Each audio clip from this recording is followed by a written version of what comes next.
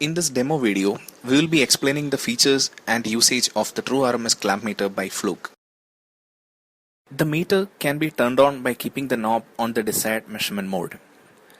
It can measure AC and DC voltages up to 600 volts,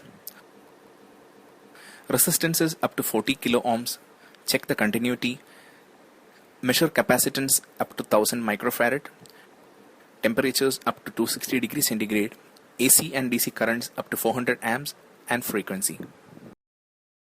The current and frequency measurements can be performed contactless.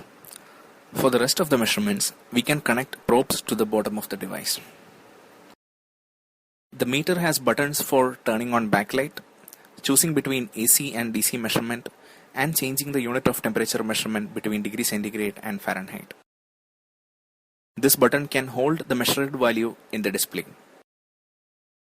For the DC current measurement, the positive direction of current is marked by an arrow, as you can see here.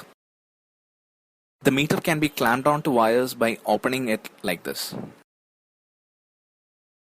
The meter is clamped to a wire carrying alternating current. We'll turn the meter on by keeping the knob in the AC current mode. The setup consists of an auto transformer connected to a rheostat. We will now vary the current by changing the auto transformer output. You can see the changing current value on the display.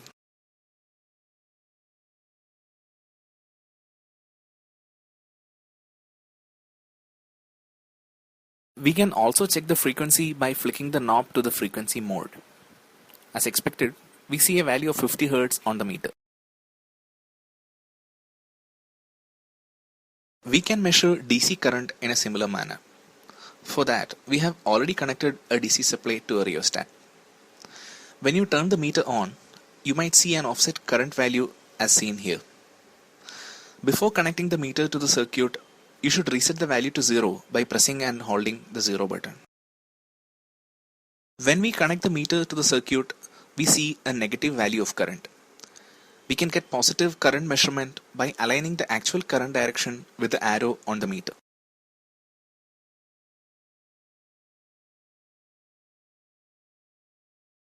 We will demonstrate how the meter can be used for measuring temperature. The temperature probe is attached to the device. When we turn the meter on, the value being displayed is the ambient temperature. The rheostat is already heated up from our previous experiment.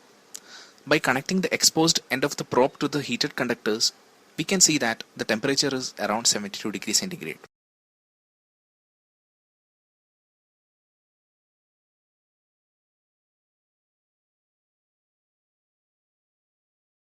We can change the measurement unit to Fahrenheit by pressing this button.